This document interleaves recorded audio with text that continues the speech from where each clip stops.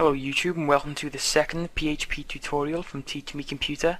And in this video I'm going to show you guys how to install XAMPP, which will install Apache, so it's PHP, MySQL, and all the things you will need to run PHP on your computer. Now if you already have a web server, then you do not need to do this, so just use your web server or web hosting account to follow the tutorials. But if you don't want to pay for a web host, then you can just do this, install it on your local computer, and you can learn PHP like this. So the first thing you'll need to do is Google XAMPP and go to the website Apache Friends, and then you're going to need to choose your operating system. So if you have Linux, this one, Windows, Mac, and I'm just going to click Windows because I'm using Windows 7 right now. And what you want to do is click download, and make sure you download the installer. I'll download that now, and it's going to bring you to this page, and you just wait 5 seconds and it will begin downloading. So I'm just going to pause this video while it downloads because I don't want to just sit here and watch this download. So I'll be back in 2 minutes.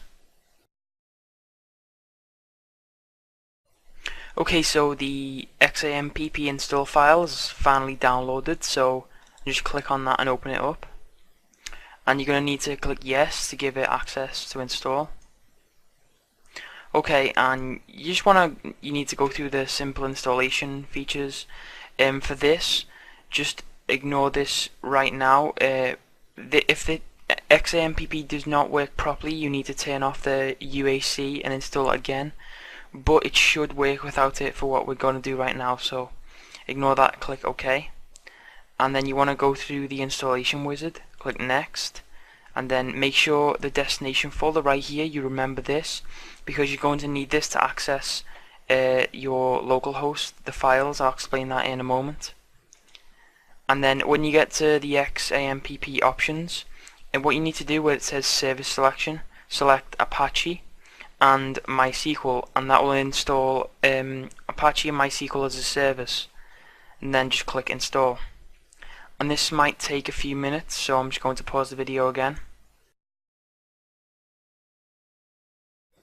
Okay, so XAMPP is finally finished installing. Just click the finish button and it will just check for the ports. I think it's going to check for MySQL. I think it's like 3032 or something. It's just checking that the ports are open so that it can work. And yep, it's done.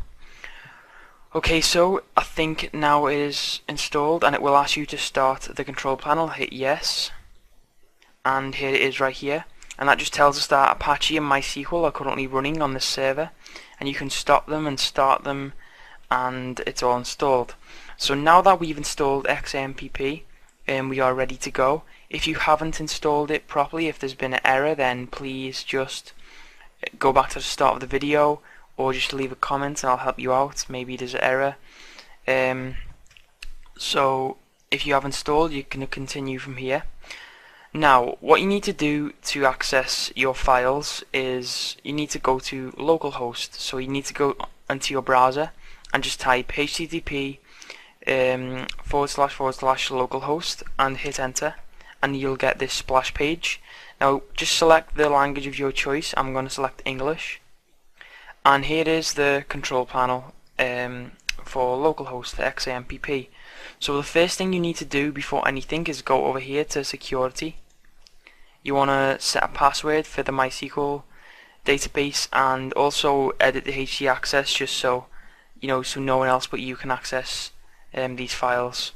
So you want to go to security and then just click this link right here, and you can set a password for the MySQL database. The username is root. We'll need to remember this password for later, so I'm just going to set my password as something random right now, and you can just set yours to whatever you want as long as you remember it.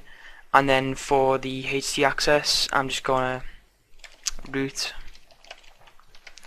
and then make the XAMPP directory safe, and I think we have to click this up here as well, password changing, and we have to enter the HT access username password, and yeah, that should be done now. So if we go back to security, and it is now secure.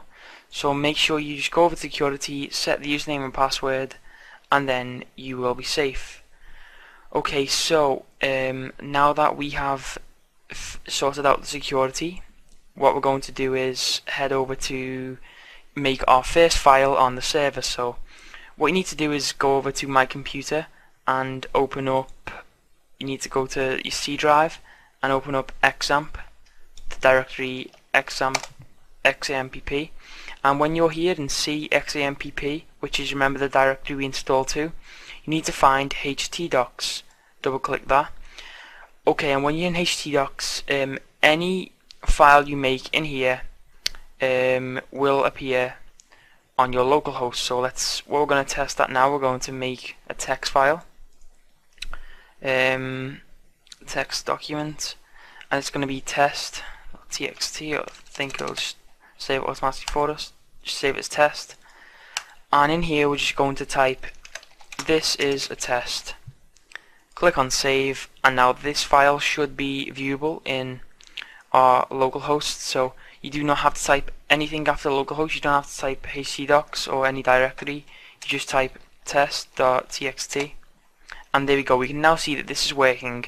A file we saved in here, it is showing up on the local host. So that's all done and working. So what we're going to do now is just going to delete this, and I'm going to make a directory in here which I'm going to use for the tutorial. So make a new folder inside htdocs and call that tutorials, and just double click there, and inside here we're going to hold all of our PHP files that we'll use in the upcoming tutorials. So now we have successfully installed XAMPP, and we are ready to start writing our first PHP script. So thanks for watching this video, and in the next video we're going to choose a text editing software, because Notepad, although everyone has it, it's convenient, it does not have syntax highlighting. So in the next tutorial I'm going to go over a few different options for you for what you can use to type PHP with. So if you have any questions, just leave a comment, and please subscribe to the